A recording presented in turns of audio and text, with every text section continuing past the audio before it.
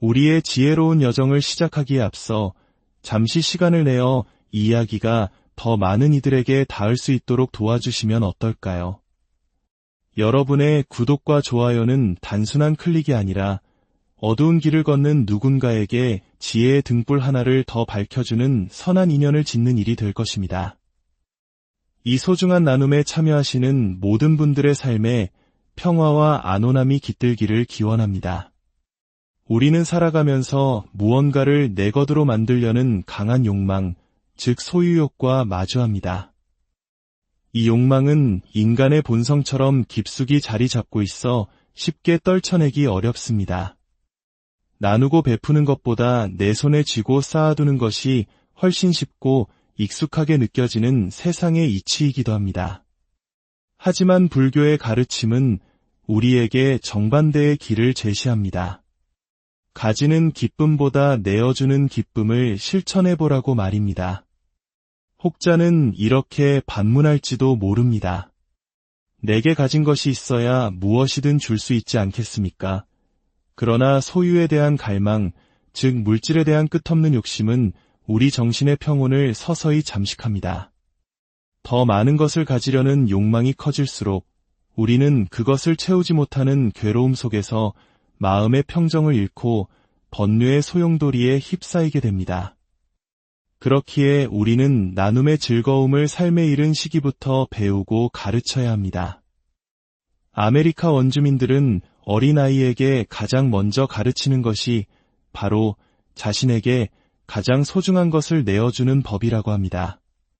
그들은 소유의 기쁨보다 나눔의 기쁨이 얼마나 더 큰지를 먼저 체험하게 함으로써 삶의 지혜를 터득하게 합니다.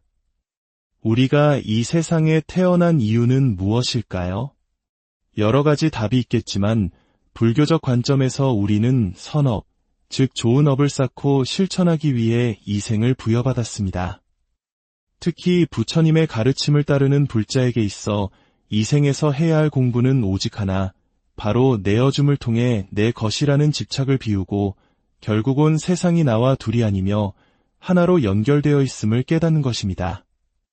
우리가 이 세상에 와서 해야 할 일은 오직 그것뿐이라고 생각하면 세상을 바라보는 관점이 완전히 달라지기 시작합니다.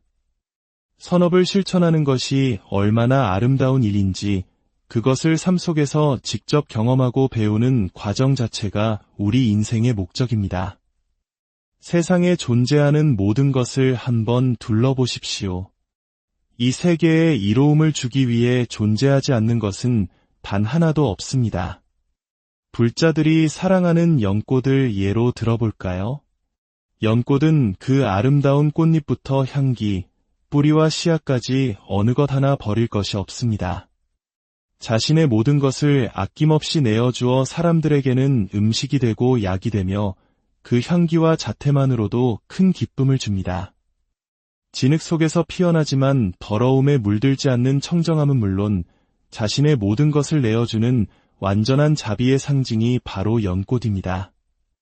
연꽃과 마찬가지로 이 땅의 모든 나무와 풀, 꽃 한 송이, 저 하늘의 태양과 내리는 비, 그 어느 것 하나 세상을 이롭게 하지 않는 것이 없습니다.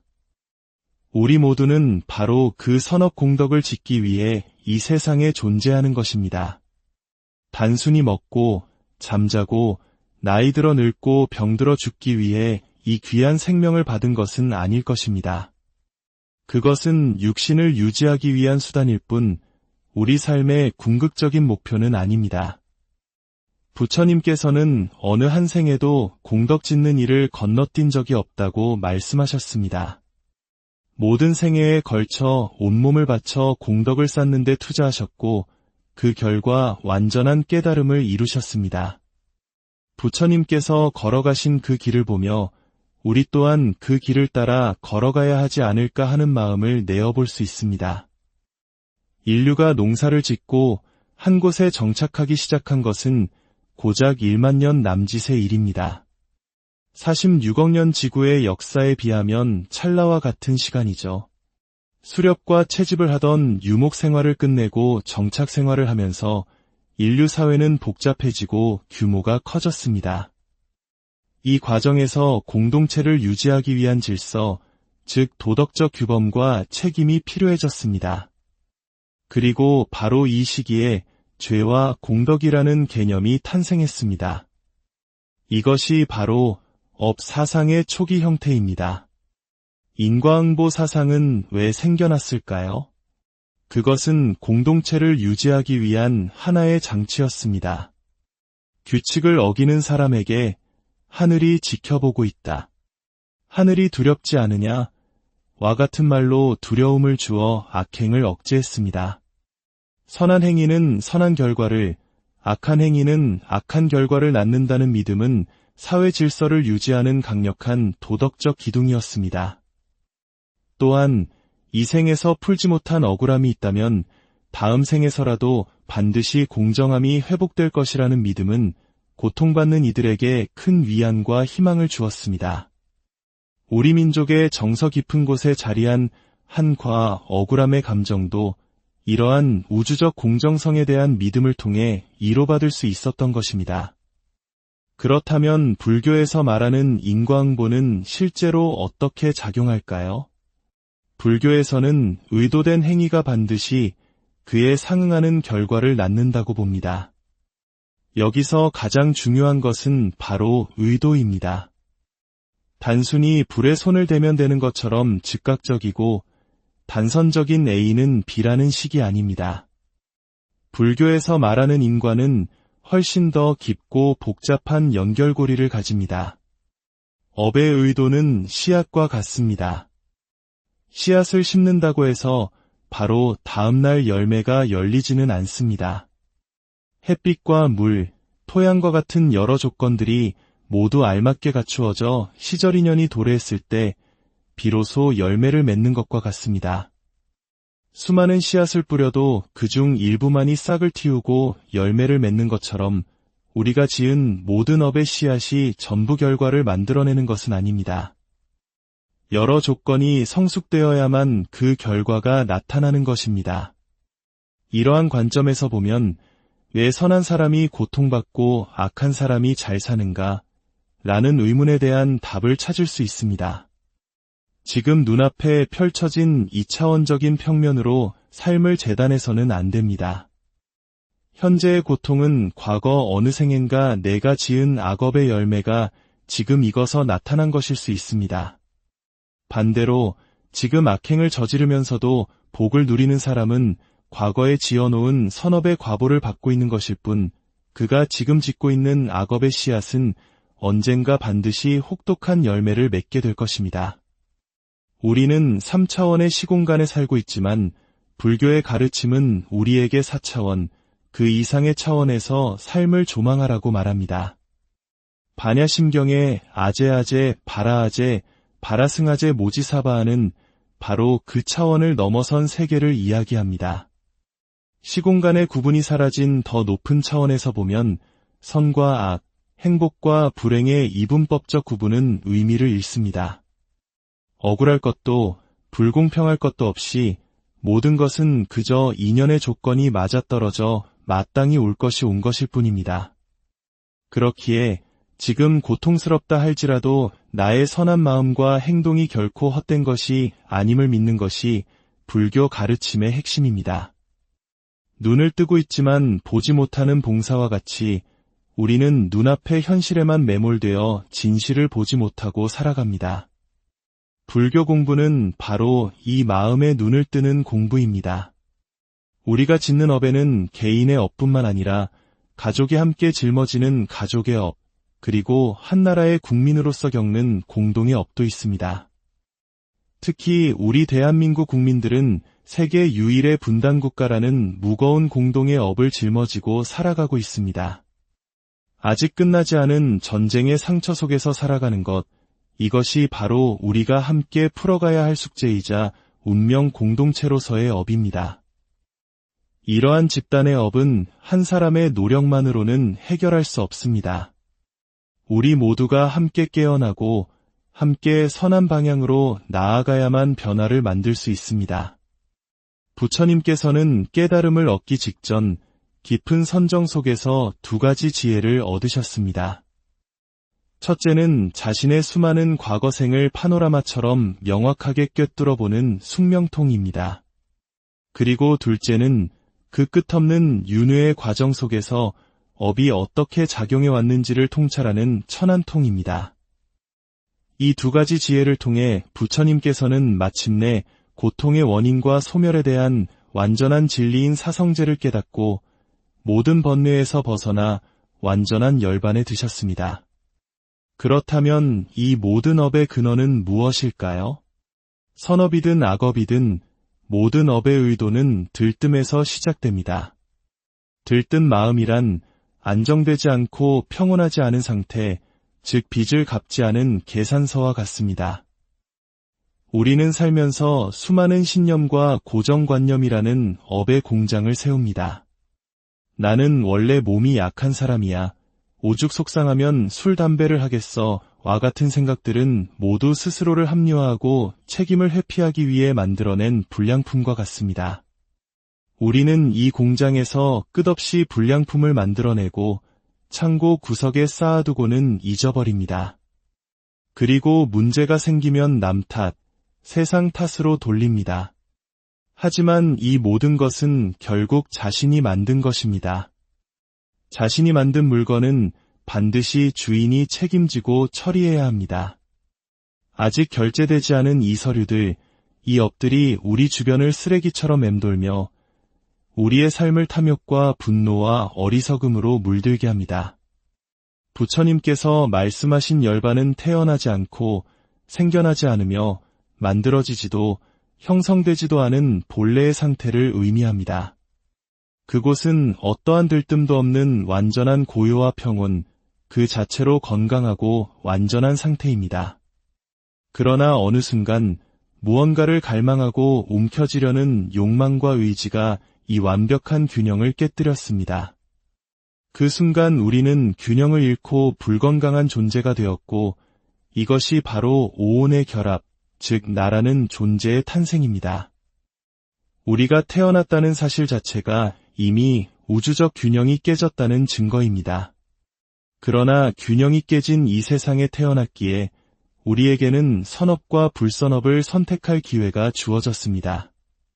불선업의 뿌리는 탐욕, 성냄, 어리석음, 즉 탐진치 삼독에 있습니다. 반대로 선업은 탐욕이 없는 나눔, 성냄이 없는 친절함, 그리고 어리석음이 없는 지혜에 뿌리를 둡니다. 이 세 가지 선업이야말로 우리를 모든 고통에서 벗어나게 하는 유일한 길입니다.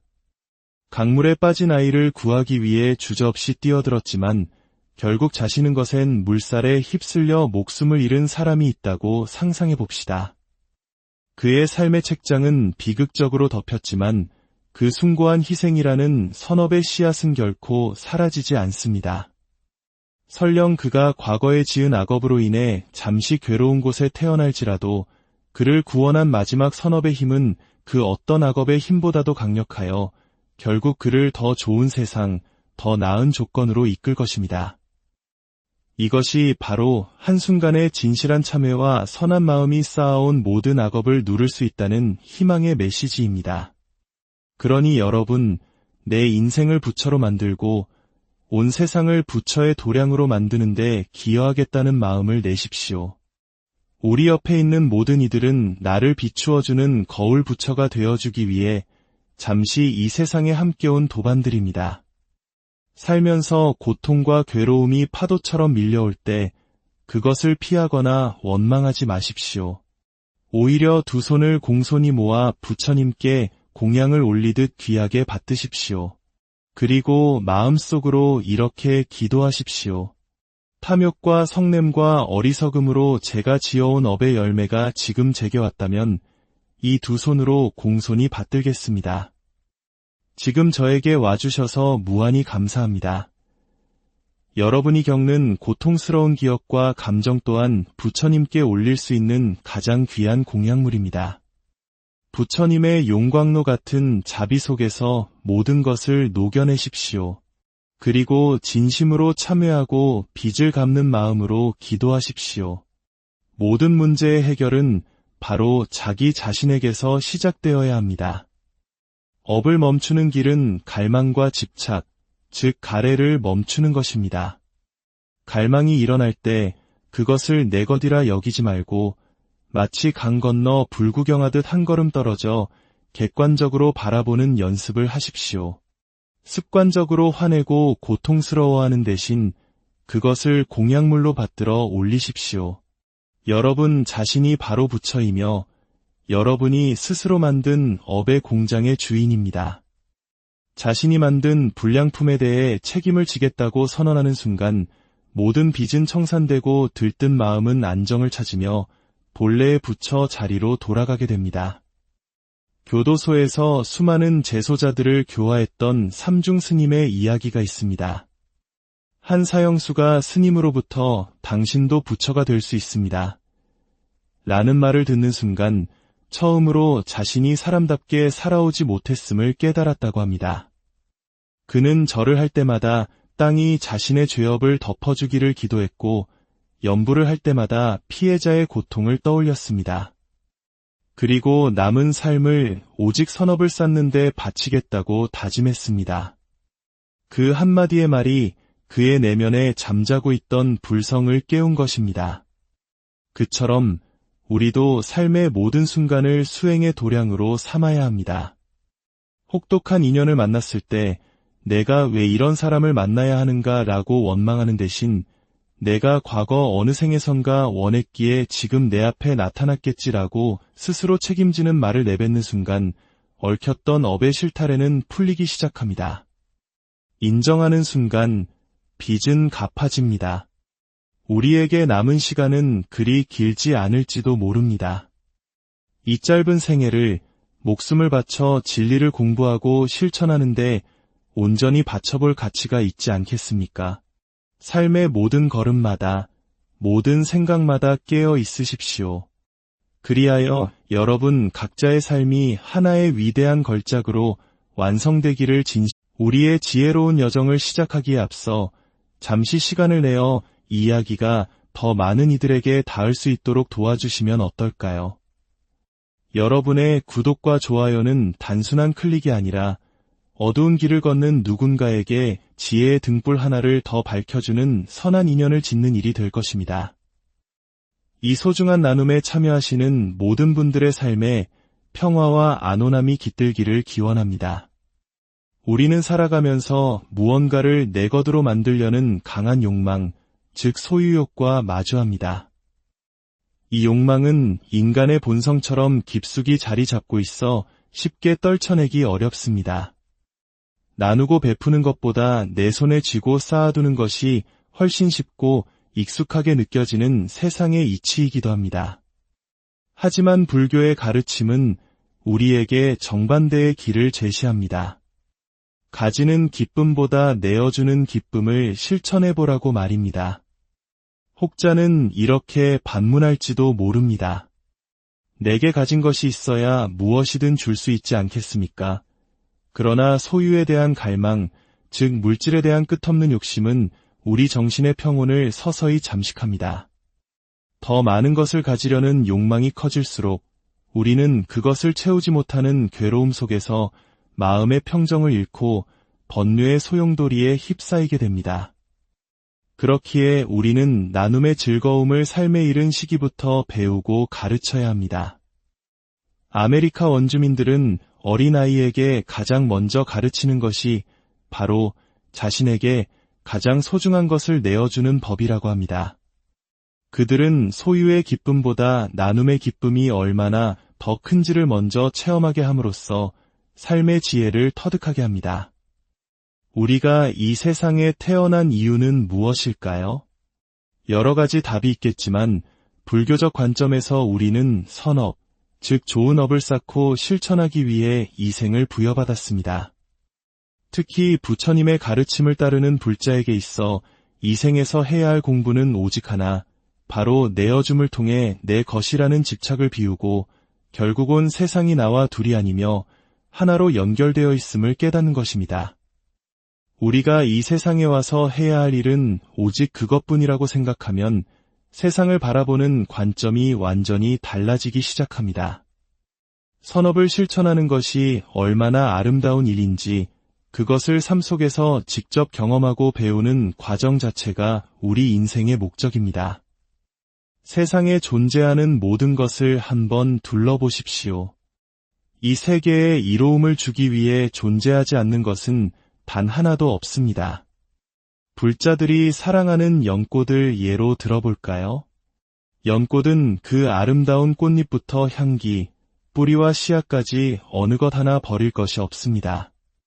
자신의 모든 것을 아낌없이 내어주어 사람들에게는 음식이 되고 약이 되며 그 향기와 자태만으로도 큰 기쁨을 줍니다. 진흙 속에서 피어나지만 더러움에 물들지 않는 청정함은 물론 자신의 모든 것을 내어주는 완전한 자비의 상징이 바로 연꽃입니다.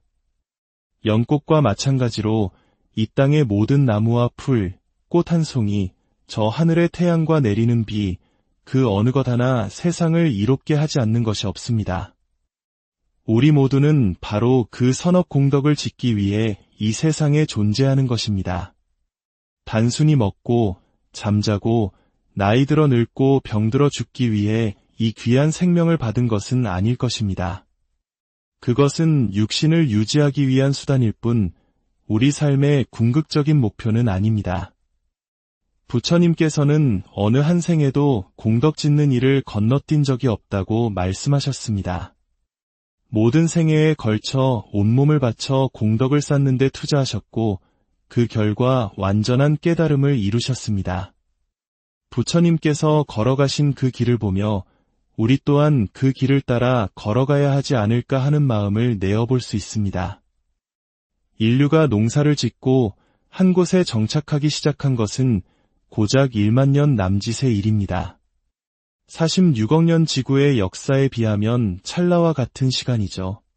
수렵과 채집을 하던 유목 생활을 끝내고 정착 생활을 하면서 인류 사회는 복잡해지고 규모가 커졌습니다. 이 과정에서 공동체를 유지하기 위한 질서, 즉 도덕적 규범과 책임이 필요해졌습니다. 그리고 바로 이 시기에 죄와 공덕이라는 개념이 탄생했습니다. 이것이 바로 업 사상의 초기 형태입니다. 인과응보 사상은 왜 생겨났을까요? 그것은 공동체를 유지하기 위한 하나의 장치였습니다. 규칙을 어기는 사람에게 하늘이 지켜보고 있다. 하늘이 두렵지 않으냐? 와 같은 말로 두려움을 주어 악행을 억제했습니다. 선한 행위는 선한 결과를, 악한 행위는 악한 결과를 낳는다는 믿음은 사회 질서를 유지하는 강력한 도덕적 기둥이었습니다. 또한 이 생에서 풀지 못한 억울함이 있다면 다음 생에서라도 반드시 공정함이 회복될 것이라는 믿음은 고통받는 이들에게 큰 위안과 희망을 주었습니다. 우리 민족의 정서 깊은 곳에 자리한 한과 억울함의 감정도 이러한 우주적 공정성에 대한 믿음을 통해 이로받을 수 있었던 것입니다. 그렇다면 불교에서 말하는 인과응보는 실제로 어떻게 작용할까요? 불교에서는 의도된 행위가 반드시 그에 상응하는 결과를 낳는다고 봅니다. 여기서 가장 중요한 것은 바로 의도입니다. 단순히 불에 손을 대면 되는 것처럼 즉각적이고 단선적인 A는 B라는 식이 아닙니다. 불교에서 말하는 인과는 훨씬 더 깊고 복잡한 연결고리를 가집니다. 업의 의도는 씨앗과 같습니다. 씨앗을 심는다고 해서 바로 다음날 열매가 열리지는 않습니다. 햇빛과 물, 토양과 같은 여러 조건들이 모두 알맞게 갖추어져 시절인연이 도래했을 때 비로소 열매를 맺는 것과 같습니다.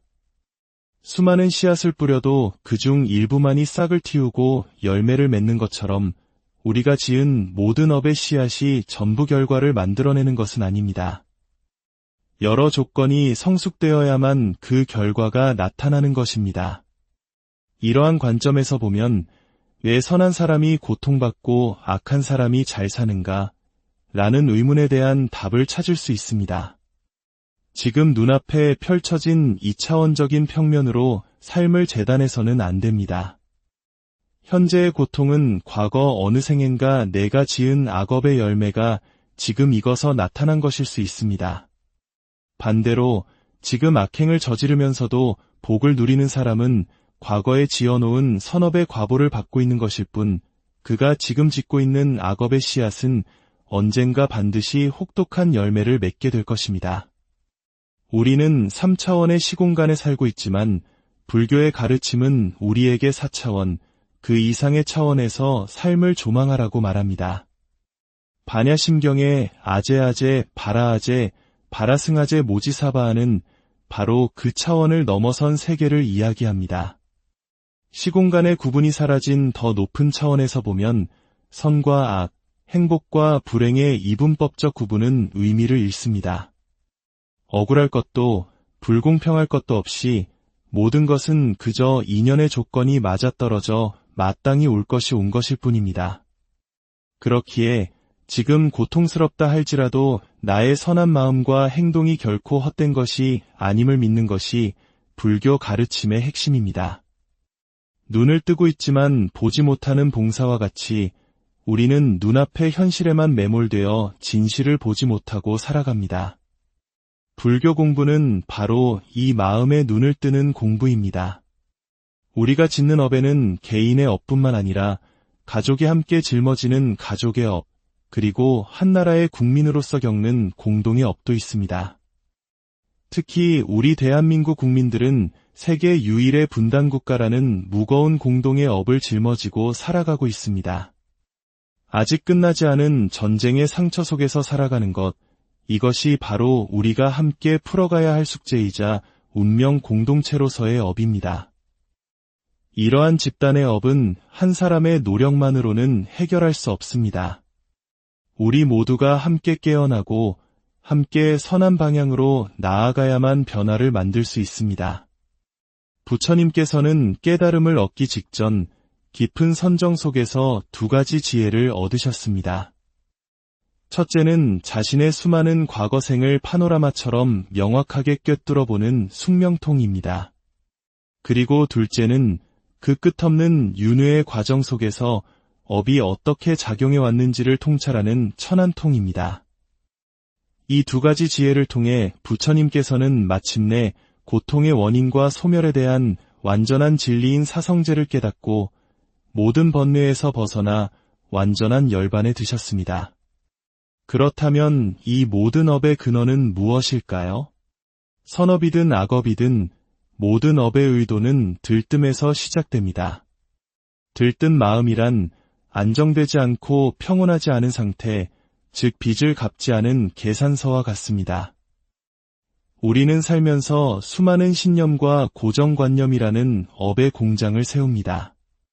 나는 원래 몸이 약한 사람이야. 오죽 속상하면 술, 담배를 하겠어. 와 같은 생각들은 모두 스스로를 합리화하고 책임을 회피하기 위해 만들어낸 불량품과 같습니다. 우리는 이 공장에서 끝없이 불량품을 만들어내고 창고 구석에 쌓아두고는 잊어버립니다. 그리고 문제가 생기면 남 탓, 세상 탓으로 돌립니다. 하지만 이 모든 것은 결국 자신이 만든 것입니다. 자신이 만든 물건은 반드시 주인이 책임지고 처리해야 합니다. 아직 결제되지 않은 이 서류들, 이 업들이 우리 주변을 쓰레기처럼 맴돌며 우리의 삶을 탐욕과 분노와 어리석음으로 물들게 합니다. 부처님께서 말씀하신 열반은 태어나지 않고 생겨나지 않으며 만들어지지도 형성되지도 않은 본래의 상태를 의미합니다. 그곳은 어떠한 들뜸도 없는 완전한 고요와 평온, 그 자체로 건강하고 완전한 상태입니다. 그러나 어느 순간 무언가를 갈망하고 움켜쥐려는 욕망과 의지가 이 완벽한 균형을 깨뜨렸습니다. 그 순간 우리는 균형을 잃고 불건강한 존재가 되었고 이것이 바로 오온의 결합, 즉 나라는 존재의 탄생입니다. 우리가 태어났다는 사실 자체가 이미 우주적 균형이 깨졌다는 증거입니다. 그러나 균형이 깨진 이 세상에 태어났기에 우리에게는 선업과 불선업을 선택할 기회가 주어졌습니다. 불선업의 뿌리는 탐욕, 성냄, 어리석음, 즉 탐진치 삼독에 있습니다. 반대로 선업은 탐욕이 없는 나눔, 성냄이 없는 친절함, 그리고 어리석음이 없는 지혜에 뿌리를 둡니다. 이 세 가지 선업이야말로 우리를 모든 고통에서 벗어나게 하는 유일한 길입니다. 강물에 빠진 아이를 구하기 위해 주저없이 뛰어들었지만 결국 자시는 것엔 물살에 휩쓸려 목숨을 잃은 사람이 있다고 상상해 봅시다. 그의 삶의 책장은 비극적으로 덮였지만 그 숭고한 희생이라는 선업의 씨앗은 결코 사라지지 않습니다. 설령 그가 과거에 지은 악업으로 인해 잠시 괴로운 곳에 태어날지라도 그를 구원한 마지막 선업의 힘은 그 어떤 악업의 힘보다도 강력하여 결국 그를 더 좋은 세상, 더 나은 조건으로 이끌 것입니다. 이것이 바로 한순간의 진실한 참회와 선한 마음이 쌓아온 모든 악업을 누를 수 있다는 희망의 메시지입니다. 그러니 여러분, 내 인생을 부처로 만들고 온 세상을 부처의 도량으로 만드는데 기여하겠다는 마음을 내십시오. 우리 옆에 있는 모든 이들은 나를 비추어주는 거울 부처가 되어주기 위해 잠시 이 세상에 함께 온 도반들입니다. 살면서 고통과 괴로움이 파도처럼 밀려올 때 그것을 피하거나 원망하지 마십시오. 오히려 두 손을 공손히 모아 부처님께 공양을 올리듯 귀하게 받드십시오. 그리고 마음속으로 이렇게 기도하십시오. 탐욕과 성냄과 어리석음으로 제가 지어온 업의 열매가 지금 제게 왔다면 이 두 손으로 공손히 받들겠습니다. 지금 저에게 와주셔서 무한히 감사합니다. 여러분이 겪는 고통스러운 기억과 감정 또한 부처님께 올릴 수 있는 가장 귀한 공양물입니다. 부처님의 용광로 같은 자비 속에서 모든 것을 녹여내십시오. 그리고 진심으로 참회하고 빚을 갚는 마음으로 기도하십시오. 모든 문제의 해결은 바로 자기 자신에게서 시작되어야 합니다. 업을 멈추는 길은 갈망과 집착, 즉 가래를 멈추는 것입니다. 갈망이 일어날 때 그것을 내 것이라 여기지 말고 마치 강 건너 불구경하듯 한 걸음 떨어져 객관적으로 바라보는 연습을 하십시오. 습관적으로 화내고 고통스러워하는 대신 그것을 공양물로 받들어 올리십시오. 여러분 자신이 바로 부처이며 여러분이 스스로 만든 업의 공장의 주인입니다.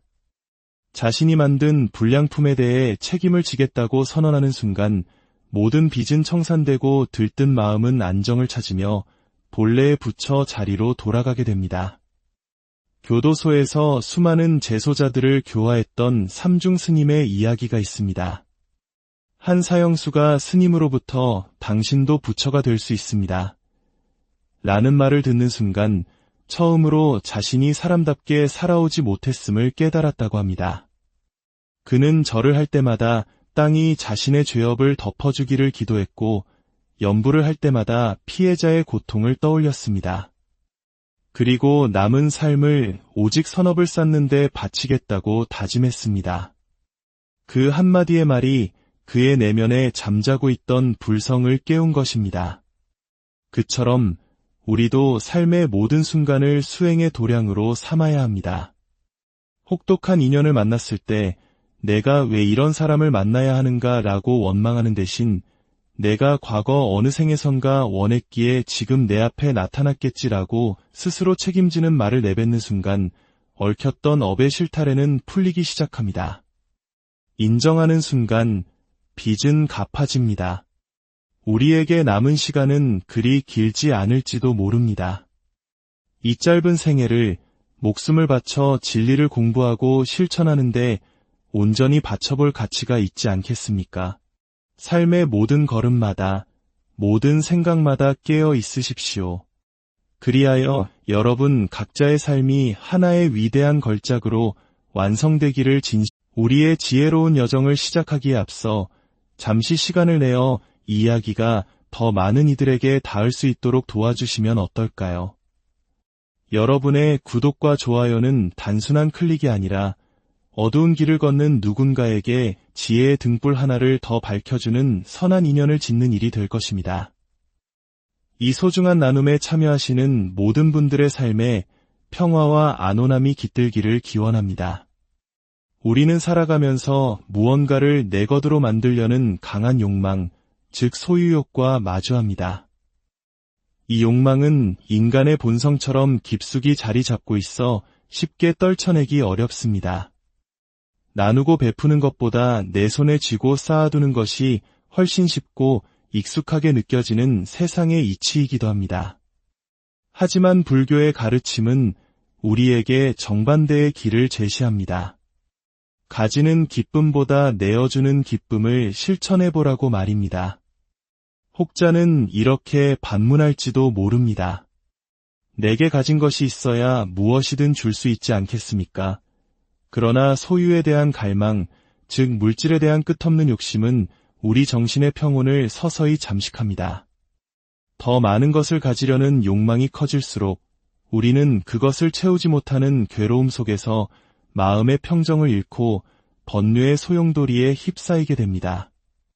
그렇기에 우리는 나눔의 즐거움을 삶에 이른 시기부터 배우고 가르쳐야 합니다.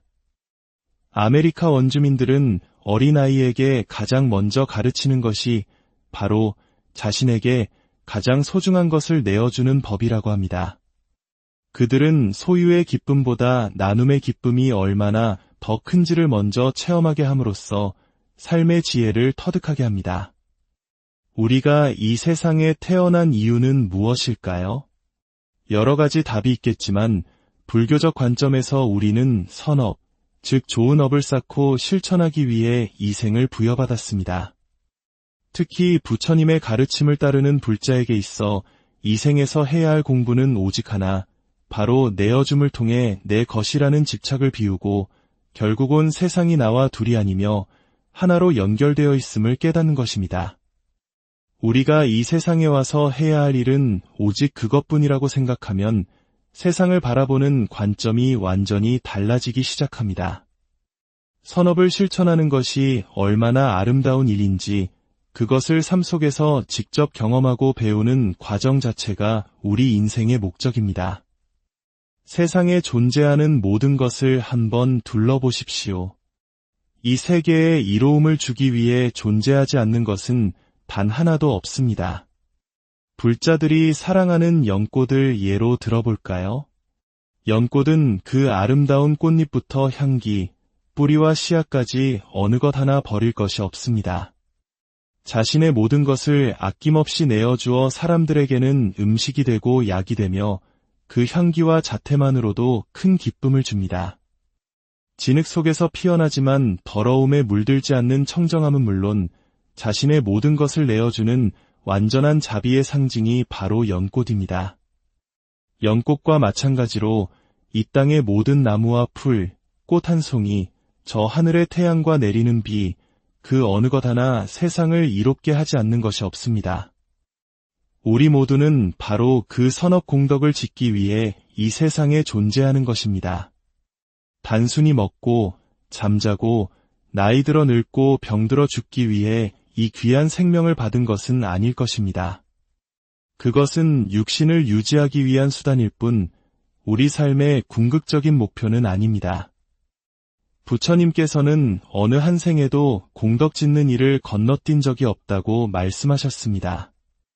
모든 생애에 걸쳐 온몸을 바쳐 공덕을 쌓는 데 투자하셨고 그 결과 완전한 깨달음을 이루셨습니다. 부처님께서 걸어가신 그 길을 보며 우리 또한 그 길을 따라 걸어가야 하지 않을까 하는 마음을 내어볼 수 있습니다. 인류가 농사를 짓고 한 곳에 정착하기 시작한 것은 고작 1만 년 남짓의 일입니다. 46억 년 지구의 역사에 비하면 찰나와 같은 시간이죠. 수렵과 채집을 하던 유목 생활을 끝내고 정착 생활을 하면서 인류 사회는 복잡해지고 규모가 커졌습니다. 이 과정에서 공동체를 유지하기 위한 질서, 즉 도덕적 규범과 책임이 필요해졌습니다. 그리고 바로 이 시기에 죄와 공덕이라는 개념이 탄생했습니다. 이것이 바로 업 사상의 초기 형태입니다. 인과응보 사상은 왜 생겨났을까요? 그것은 공동체를 유지하기 위한 하나의 장치였습니다. 규칙을 어기는 사람에게 하늘이 지켜보고 있다. 하늘이 두렵지 않으냐? 와 같은 말로 두려움을 주어 악행을 억제했습니다. 선한 행위는 선한 결과를, 악한 행위는 악한 결과를 낳는다는 믿음은 사회 질서를 유지하는 강력한 도덕적 기둥이었습니다. 또한 이 생에서 풀지 못한 억울함이 있다면 다음 생에서라도 반드시 공정함이 회복될 것이라는 믿음은 고통받는 이들에게 큰 위안과 희망을 주었습니다. 우리 민족의 정서 깊은 곳에 자리한 한과 억울함의 감정도 이러한 우주적 공정성에 대한 믿음을 통해 이로받을 수 있었던 것입니다. 그렇다면 불교에서 말하는 인과응보는 실제로 어떻게 작용할까요? 불교에서는 의도된 행위가 반드시 그에 상응하는 결과를 낳는다고 봅니다. 여기서 가장 중요한 것은 바로 의도입니다. 단순히 불에 손을 대면 되는 것처럼 즉각적이고 단선적인 A는 B라는 식이 아닙니다. 불교에서 말하는 인과는 훨씬 더 깊고 복잡한 연결고리를 가집니다. 업의 의도는 씨앗과 같습니다. 씨앗을 심는다고 해서 바로 다음날 열매가 열리지는 않습니다. 햇빛과 물, 토양과 같은 여러 조건들이 모두 알맞게 갖추어져 시절인연이 도래했을 때 비로소 열매를 맺는 것과 같습니다. 수많은 씨앗을 뿌려도 그중 일부만이 싹을 틔우고 열매를 맺는 것처럼 우리가 지은 모든 업의 씨앗이 전부 결과를 만들어내는 것은 아닙니다. 여러 조건이 성숙되어야만 그 결과가 나타나는 것입니다. 이러한 관점에서 보면 왜 선한 사람이 고통받고 악한 사람이 잘 사는가? 라는 의문에 대한 답을 찾을 수 있습니다. 지금 눈앞에 펼쳐진 2차원적인 평면으로 삶을 재단해서는 안 됩니다. 현재의 고통은 과거 어느 생엔가 내가 지은 악업의 열매가 지금 익어서 나타난 것일 수 있습니다. 반대로 지금 악행을 저지르면서도 복을 누리는 사람은 과거에 지어놓은 선업의 과보를 받고 있는 것일 뿐 그가 지금 짓고 있는 악업의 씨앗은 언젠가 반드시 혹독한 열매를 맺게 될 것입니다. 우리는 3차원의 시공간에 살고 있지만 불교의 가르침은 우리에게 4차원, 그 이상의 차원에서 삶을 조망하라고 말합니다. 반야심경의 아제아제, 바라아제, 바라승아제 모지사바하는 바로 그 차원을 넘어선 세계를 이야기합니다. 시공간의 구분이 사라진 더 높은 차원에서 보면 선과 악, 행복과 불행의 이분법적 구분은 의미를 잃습니다.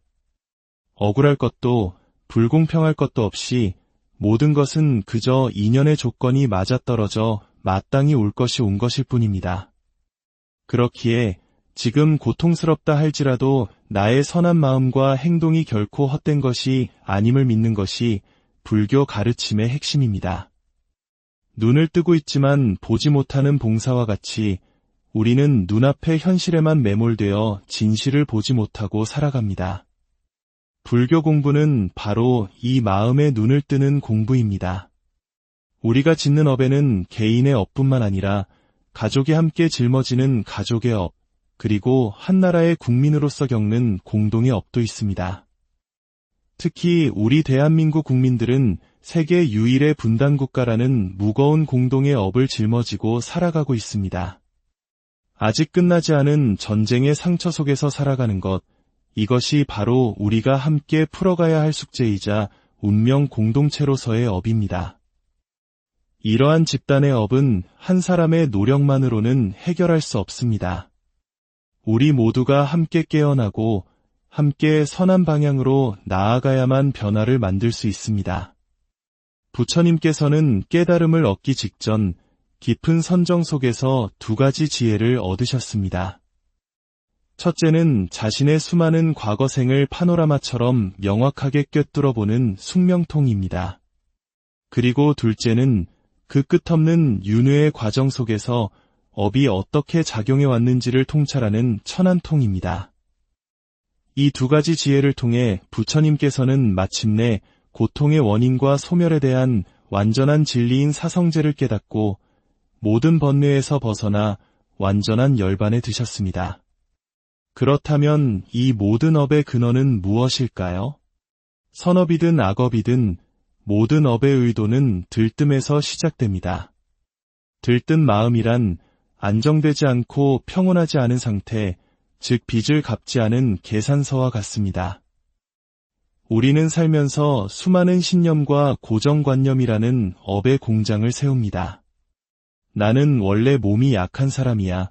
오죽 속상하면 술, 담배를 하겠어. 와 같은 생각들은 모두 스스로를 합리화하고 책임을 회피하기 위해 만들어낸 불량품과 같습니다. 우리는 이 공장에서 끝없이 불량품을 만들어내고 창고 구석에 쌓아두고는 잊어버립니다. 그리고 문제가 생기면 남 탓, 세상 탓으로 돌립니다. 하지만 이 모든 것은 결국 자신이 만든 것입니다. 자신이 만든 물건은 반드시 주인이 책임지고 처리해야 합니다. 아직 결제되지 않은 이 서류들, 이 업들이 우리 주변을 쓰레기처럼 맴돌며 우리의 삶을 탐욕과 분노와 어리석음으로 물들게 합니다. 부처님께서 말씀하신 열반은 태어나지 않고 생겨나지 않으며 만들어지지도 형성되지도 않은 본래의 상태를 의미합니다. 그곳은 어떠한 들뜸도 없는 완전한 고요와 평온, 그 자체로 건강하고 완전한 상태입니다. 그러나 어느 순간 무언가를 갈망하고 움켜쥐려는 욕망과 의지가 이 완벽한 균형을 깨뜨렸습니다. 그 순간 우리는 균형을 잃고 불건강한 존재가 되었고 이것이 바로 오온의 결합, 즉 나라는 존재의 탄생입니다. 우리가 태어났다는 사실 자체가 이미 우주적 균형이 깨졌다는 증거입니다. 그러나 균형이 깨진 이 세상에 태어났기에 우리에게는 선업과 불선업을 선택할 기회가 주어졌습니다. 불선업의 뿌리는 탐욕, 성냄, 어리석음, 즉 탐진치 삼독에 있습니다. 반대로 선업은 탐욕이 없는 나눔, 성냄이 없는 친절함, 그리고 어리석음이 없는 지혜에 뿌리를 둡니다. 이 세 가지 선업이야말로 우리를 모든 고통에서 벗어나게 하는 유일한 길입니다. 강물에 빠진 아이를 구하기 위해 주저없이 뛰어들었지만 결국 자시는 것엔 물살에 휩쓸려 목숨을 잃은 사람이 있다고 상상해 봅시다. 그의 삶의 책장은 비극적으로 덮였지만 그 숭고한 희생이라는 선업의 씨앗은 결코 사라지지 않습니다. 설령 그가 과거에 지은 악업으로 인해 잠시 괴로운 곳에 태어날지라도 그를 구원한 마지막 선업의 힘은 그 어떤 악업의 힘보다도 강력하여 결국 그를 더 좋은 세상, 더 나은 조건으로 이끌 것입니다. 이것이 바로 한순간의 진실한 참회와 선한 마음이 쌓아온 모든 악업을 누를 수 있다는 희망의 메시지입니다. 그러니 여러분, 내 인생을 부처로 만들고 온 세상을 부처의 도량으로 만드는데 기여하겠다는 마음을 내십시오. 우리 옆에 있는 모든 이들은 나를 비추어주는 거울 부처가 되어주기 위해 잠시 이 세상에 함께 온 도반들입니다. 살면서 고통과 괴로움이 파도처럼 밀려올 때 그것을 피하거나 원망하지 마십시오. 오히려 두 손을 공손히 모아 부처님께 공양을 올리듯 귀하게 받드십시오. 그리고 마음속으로 이렇게 기도하십시오. 탐욕과 성냄과 어리석음으로 제가 지어온 업의 열매가 지금 제게 왔다면 이 두 손으로 공손히 받들겠습니다. 지금 저에게 와주셔서 무한히 감사합니다. 여러분이 겪는 고통스러운 기억과 감정 또한 부처님께 올릴 수 있는 가장 귀한 공양물입니다. 부처님의 용광로 같은 자비 속에서 모든 것을 녹여내십시오. 그리고 진심으로 참회하고 빚을 갚는 마음으로 기도하십시오. 모든 문제의 해결은 바로 자기 자신에게서 시작되어야 합니다. 업을 멈추는 길은 갈망과 집착, 즉 가래를 멈추는 것입니다. 갈망이 일어날 때 그것을 내 것이라 여기지 말고 마치 강 건너 불구경하듯 한 걸음 떨어져 객관적으로 바라보는 연습을 하십시오. 습관적으로 화내고 고통스러워하는 대신 그것을 공약물로 받들어 올리십시오. 여러분 자신이 바로 부처이며 여러분이 스스로 만든 업의 공장의 주인입니다. 자신이 만든 불량품에 대해 책임을 지겠다고 선언하는 순간 모든 빚은 청산되고 들뜬 마음은 안정을 찾으며 본래의 부처 자리로 돌아가게 됩니다. 교도소에서 수많은 재소자들을 교화했던 삼중 스님의 이야기가 있습니다. 한 사형수가 스님으로부터 당신도 부처가 될 수 있습니다. 라는 말을 듣는 순간 처음으로 자신이 사람답게 살아오지 못했음을 깨달았다고 합니다. 그는 절을 할 때마다 땅이 자신의 죄업을 덮어주기를 기도했고 염불을 할 때마다 피해자의 고통을 떠올렸습니다. 그리고 남은 삶을 오직 선업을 쌓는 데 바치겠다고 다짐했습니다. 그 한마디의 말이 그의 내면에 잠자고 있던 불성을 깨운 것입니다. 그처럼 우리도 삶의 모든 순간을 수행의 도량으로 삼아야 합니다. 혹독한 인연을 만났을 때 내가 왜 이런 사람을 만나야 하는가 라고 원망하는 대신 내가 과거 어느 생에선가 원했기에 지금 내 앞에 나타났겠지라고 스스로 책임지는 말을 내뱉는 순간 얽혔던 업의 실타래는 풀리기 시작합니다. 인정하는 순간 빚은 갚아집니다. 우리에게 남은 시간은 그리 길지 않을지도 모릅니다. 이 짧은 생애를 목숨을 바쳐 진리를 공부하고 실천하는데 온전히 바쳐볼 가치가 있지 않겠습니까? 삶의 모든 걸음마다, 모든 생각마다 깨어 있으십시오.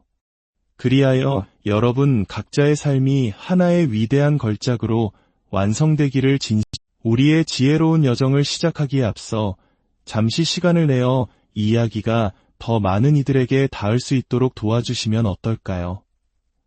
여러분의 구독과 좋아요는 단순한 클릭이 아니라 어두운 길을 걷는 누군가에게 지혜의 등불 하나를 더 밝혀주는 선한 인연을 짓는 일이 될 것입니다.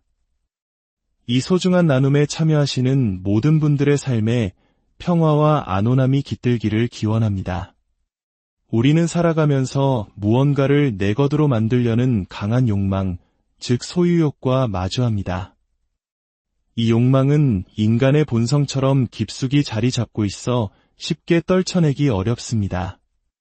나누고 베푸는 것보다 내 손에 쥐고 쌓아두는 것이 훨씬 쉽고 익숙하게 느껴지는 세상의 이치이기도 합니다. 하지만 불교의 가르침은 우리에게 정반대의 길을 제시합니다. 가지는 기쁨보다 내어주는 기쁨을 실천해보라고 말입니다. 혹자는 이렇게 반문할지도 모릅니다. 내게 가진 것이 있어야 무엇이든 줄 수 있지 않겠습니까? 그러나 소유에 대한 갈망, 즉 물질에 대한 끝없는 욕심은 우리 정신의 평온을 서서히 잠식합니다.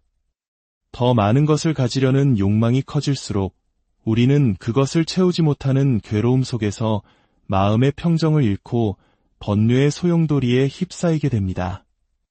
그렇기에 우리는 나눔의 즐거움을 삶에 이른 시기부터 배우고 가르쳐야 합니다. 아메리카 원주민들은 어린아이에게 가장 먼저 가르치는 것이 바로 자신에게 가장 소중한 것을 내어주는 법이라고 합니다. 그들은 소유의 기쁨보다 나눔의 기쁨이 얼마나 더 큰지를 먼저 체험하게 함으로써 삶의 지혜를 터득하게 합니다. 우리가 이 세상에 태어난 이유는 무엇일까요? 여러 가지 답이 있겠지만 불교적 관점에서 우리는 선업, 즉 좋은 업을 쌓고 실천하기 위해 이 생을 부여받았습니다. 특히 부처님의 가르침을 따르는 불자에게 있어 이 생에서 해야 할 공부는 오직 하나, 바로 내어줌을 통해 내 것이라는 집착을 비우고 결국은 세상이 나와 둘이 아니며 하나로 연결되어 있음을 깨닫는 것입니다. 우리가 이 세상에 와서 해야 할 일은 오직 그것뿐이라고 생각하면 세상을 바라보는 관점이 완전히 달라지기 시작합니다. 선업을 실천하는 것이 얼마나 아름다운 일인지 그것을 삶 속에서 직접 경험하고 배우는 과정 자체가 우리 인생의 목적입니다. 세상에 존재하는 모든 것을 한번 둘러보십시오. 이 세계에 이로움을 주기 위해 존재하지 않는 것은 단 하나도 없습니다. 불자들이 사랑하는 연꽃을 예로 들어볼까요? 연꽃은 그 아름다운 꽃잎부터 향기, 뿌리와 씨앗까지 어느 것 하나 버릴 것이 없습니다. 자신의 모든 것을 아낌없이 내어주어 사람들에게는 음식이 되고 약이 되며 그 향기와 자태만으로도 큰 기쁨을 줍니다. 진흙 속에서 피어나지만 더러움에 물들지 않는 청정함은 물론 자신의 모든 것을 내어주는 완전한 자비의 상징이 바로 연꽃입니다.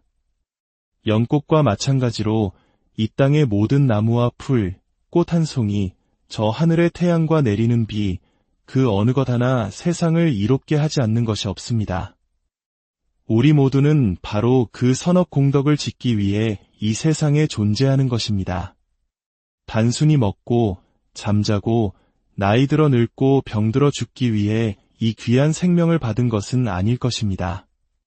그것은 육신을 유지하기 위한 수단일 뿐 우리 삶의 궁극적인 목표는 아닙니다. 부처님께서는 어느 한 생에도 공덕 짓는 일을 건너뛴 적이 없다고 말씀하셨습니다. 모든 생애에 걸쳐 온몸을 바쳐 공덕을 쌓는 데 투자하셨고 그 결과 완전한 깨달음을 이루셨습니다. 부처님께서 걸어가신 그 길을 보며 우리 또한 그 길을 따라 걸어가야 하지 않을까 하는 마음을 내어볼 수 있습니다. 인류가 농사를 짓고 한 곳에 정착하기 시작한 것은 고작 1만 년 남짓의 일입니다. 46억 년 지구의 역사에 비하면 찰나와 같은 시간이죠. 수렵과 채집을 하던 유목 생활을 끝내고 정착 생활을 하면서 인류 사회는 복잡해지고 규모가 커졌습니다. 이 과정에서 공동체를 유지하기 위한 질서, 즉 도덕적 규범과 책임이 필요해졌습니다. 그리고 바로 이 시기에 죄와 공덕이라는 개념이 탄생했습니다. 이것이 바로 업 사상의 초기 형태입니다. 인과응보 사상은 왜 생겨났을까요? 그것은 공동체를 유지하기 위한 하나의 장치였습니다. 규칙을 어기는 사람에게 하늘이 지켜보고 있다. 하늘이 두렵지 않으냐? 와 같은 말로 두려움을 주어 악행을 억제했습니다. 선한 행위는 선한 결과를, 악한 행위는 악한 결과를 낳는다는 믿음은 사회 질서를 유지하는 강력한 도덕적 기둥이었습니다. 또한 이 생에서 풀지 못한 억울함이 있다면 다음 생에서라도 반드시 공정함이 회복될 것이라는 믿음은 고통받는 이들에게 큰 위안과 희망을 주었습니다. 우리 민족의 정서 깊은 곳에 자리한 한과 억울함의 감정도 이러한 우주적 공정성에 대한 믿음을 통해 이로받을 수 있었던 것입니다. 그렇다면 불교에서 말하는 인과응보는 실제로 어떻게 작용할까요? 불교에서는 의도된 행위가 반드시 그에 상응하는 결과를 낳는다고 봅니다. 여기서 가장 중요한 것은 바로 의도입니다. 단순히 불에 손을 대면 되는 것처럼 즉각적이고 단선적인 A는 B라는 식이 아닙니다. 불교에서 말하는 인과는 훨씬 더 깊고 복잡한 연결고리를 가집니다. 업의 의도는 씨앗과 같습니다. 씨앗을 심는다고 해서 바로 다음날 열매가 열리지는 않습니다. 햇빛과 물, 토양과 같은 여러 조건들이 모두 알맞게 갖추어져 시절인연이 도래했을 때 비로소 열매를 맺는 것과 같습니다. 수많은 씨앗을 뿌려도 그중 일부만이 싹을 틔우고 열매를 맺는 것처럼 우리가 지은 모든 업의 씨앗이 전부 결과를 만들어내는 것은 아닙니다. 여러 조건이 성숙되어야만 그 결과가 나타나는 것입니다. 이러한 관점에서 보면 왜 선한 사람이 고통받고 악한 사람이 잘 사는가?